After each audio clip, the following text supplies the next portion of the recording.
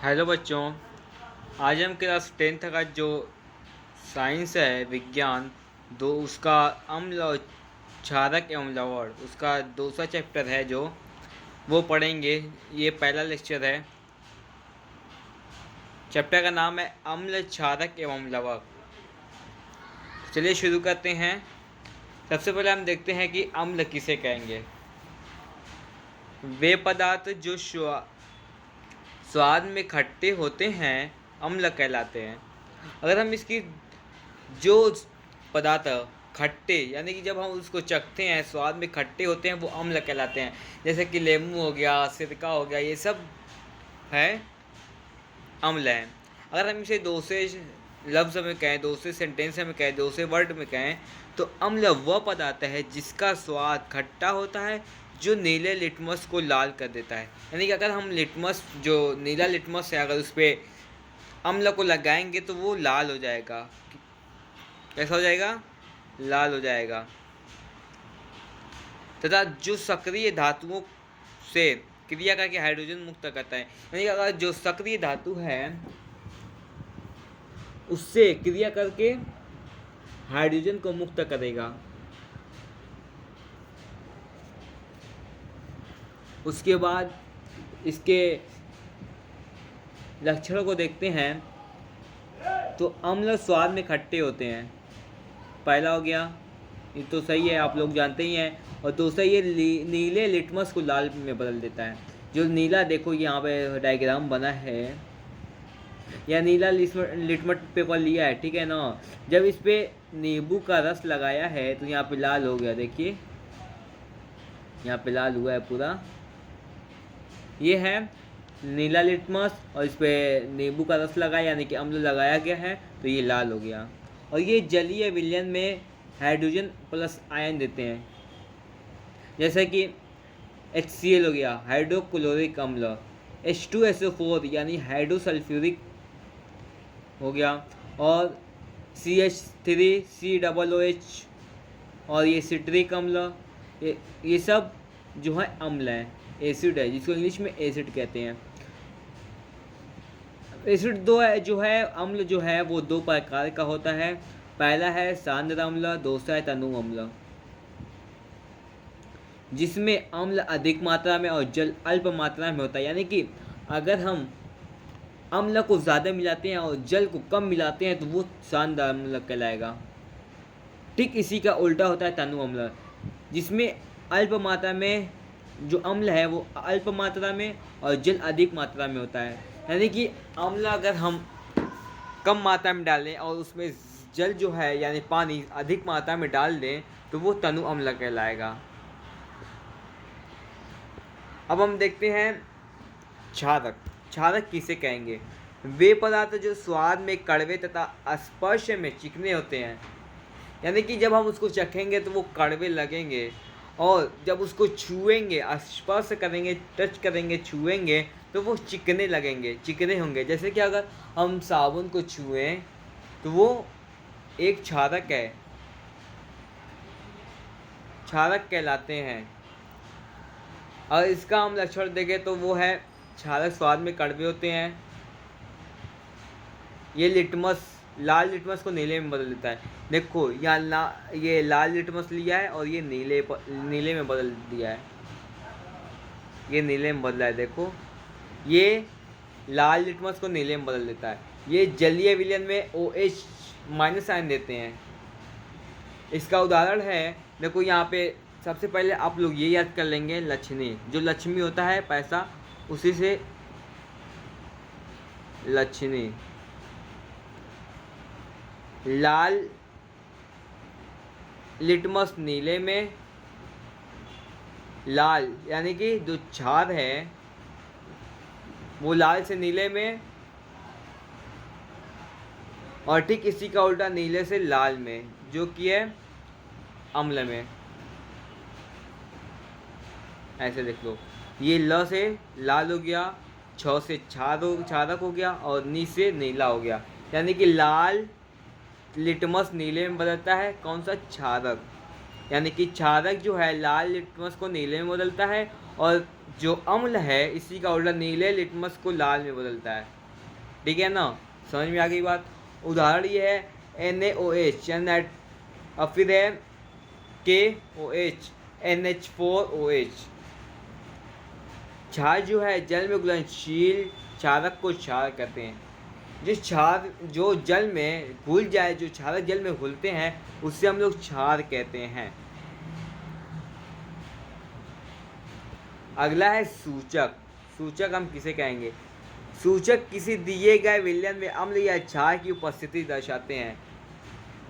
कोई ऐसा जो है अम्ल और क्षार को जो दर्शाता है, जिससे मालूम हो कि ये अम्ल है या क्षार है, उसको हम कहेंगे सूचक। इनका रंग या गंध अम्लीय व क्षारक माध्यम बदल जाता है। यानी जो सूचक है उसको अम्ल में डालेंगे तो कुछ और रंग देगा और उसकी गंध कुछ और रहेगी, लेकिन जब उसको क्षारक में डालेंगे तो उसकी रंग कुछ और हो जाएगी और उसका गंध भी कुछ और हो जाएगा। इससे हमें मालूम हो जाएगा कि अम्ल है कि क्षारक है। ये जो सूचक है 3 प्रकार का होता है। पहला है प्राकृतिक सूचक, दूसरा है कृत्रिम सूचक या संश्लेषित सूचक, और तीसरा जो है वो गंधीय सूचक है। अब इसको देखते हैं डिटेल से। प्राकृतिक सूचक हम किसे कहेंगे? वे सूचक जो पौधे से प्राप्त होते हैं, यानी कि जो सूचक पौधे से यानी पेड़ पौधे से प्राप्त होते हैं उन्हें प्राकृतिक सूचक कहते हैं। उदाहरण जो है वो है लिटमस। जो लिटमस पेपर है वो प्राकृतिक सूचक है, और जो हल्दी है वो भी प्राकृतिक है। जब हम लिटमस को अम्ल में डालेंगे तो ये लाल हो जाएगा, लेकिन जब ये क्षार में जाएगा तो इसका रंग नीला हो जाएगा।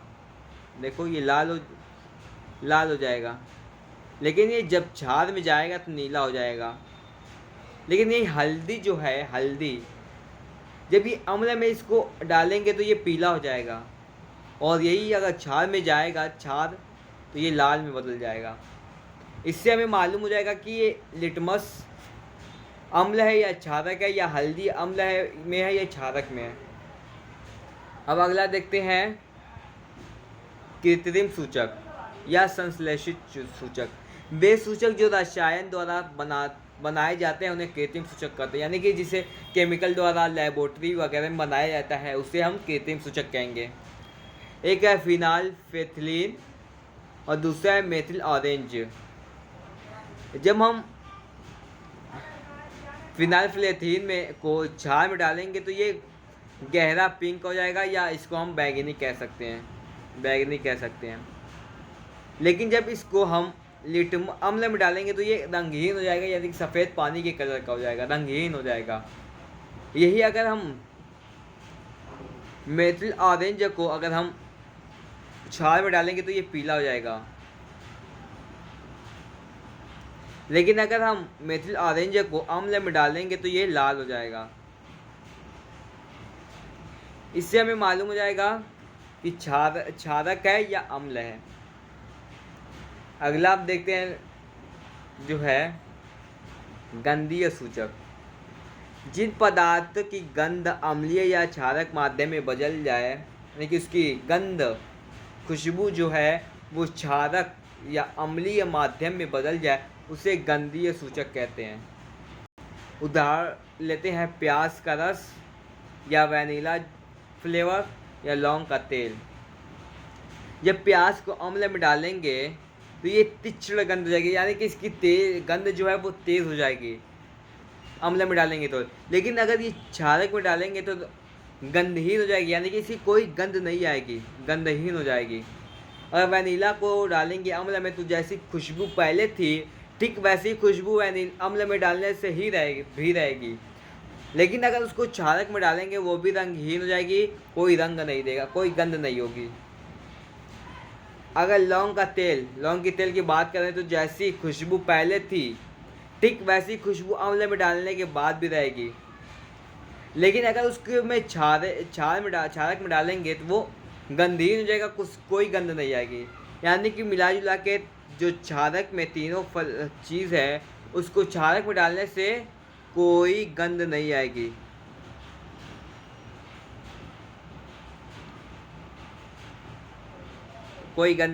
लेकिन अगर अम्ल में डालेंगे तो प्याज की तीखड़ गंध आएगी, वैनिला की जैसे पहले थे ठीक वैसे ही रहेगी सामान, और लौंग का तेल जो है वो भी पहले जैसा था वैसा ही सामान रहेगा, यानी कि ये दोनों समान रहेगा और इसकी बदल जाएगी।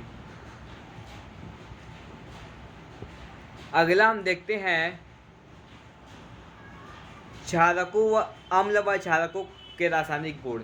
जो उसके रासायनिक गुण हैं वो देखते हैं। तो ये है धातु की अम्ल व क्षार के साथ अभिक्रिया। जब हम धातु को अम्ल या क्षार के साथ अभिक्रिया कराएंगे तो क्या होगा। तो ये है अम्ल के साथ। अम्ल को धातु के साथ अभिक्रिया कराएंगे यानी कि तो उत्पाद में जो बनेगा वो बनेगा लवण, और उसमें से हाइड्रोजन गैस बाहर निकलेगी। एग्जाम्पल के लिए अम्ल लेते हैं 2HCl यानी हाइड्रोक्लोरिक अम्ल, और धातु लेते हैं जिंक। जब इसको हम रिएक्शन कराएंगे तो जिंक का क्लोराइड बन जाएगा ZnCl2, और इसमें से जो है हाइड्रोजन गैस बाहर निकलेगी। ठीक इसी तरह अगर हम क्षारक के साथ करें तो क्षारक को धातु लेंगे तो ये भी लवण बन जाएगा और हाइड्रोजन जो है वो बाहर निकलेगी। तो हम क्षारक लेते हैं 2NaOH। जब अगर हम इसको धातु लेते हैं Zn, जब इसको हम Zn यानी कि जिंक के साथ रिएक्शन कराएंगे तो ये Na2ZnO2 बनाएगा और साथ ही साथ H यानी हाइड्रोजन को बाहर निकालेगा। अगर हम हाइड्रोजन जो गैस निकलती है उसका अगर टेस्ट करें, परीक्षण करें, तो देखेंगे कि जब उसके पास हम मोमबत्ती लेके जाएंगे तो पॉप की आवाज़ आएगी, ध्वनि होगी। जो हाइड्रोजन गैस है वो बहुत ज्वलनशील गैस होती है, बहुत तेज़ उसमें आग पड़ती है। तो जो है हाइड्रोजन गैस का परीक्षण देखेंगे। हाइड्रोजन गैस एक निहित प्रणाली के पास जब एक जलती हुई मोमबत्ती लाई जाती है तो पॉप की ध्वनि होती है। देखो ये है स्टैंड है, ये टेस्ट ट्यूब है, इसमें हाइड्रोक्लोरिक अम्ल मिलाया गया है और Zn जिंक मिलाया गया है धातु, और इसमें से जो गैस निकलती है हाइड्रोजन वो एक साबुन के घोल में साबुन का पानी है उसमें आती है, तो ये बुलबुले के रूप में बाहर निकलती है। हाइड्रोजन जो है वो बहुत ही हल्की गैस होती है, वो बाहर निकलती है, और जब हम इसके साथ जलती मोमबत्ती लेके आते हैं तो ये पॉप की ध्वनि देती है। इससे मालूम होता है कि जो हाइड्रोजन गैस है वो बाहर निकल रही है। उम्मीद करता हूँ कि आप लोगों को समझ में आया होगा। मिलते हैं अगले लेक्चर में, उसके लिए थैंक यू। आप लोग अपने दोस्तों को ये वीडियो शेयर कीजिए ताकि उन लोग भी इससे जानकारियाँ हासिल करें। Thank you so much.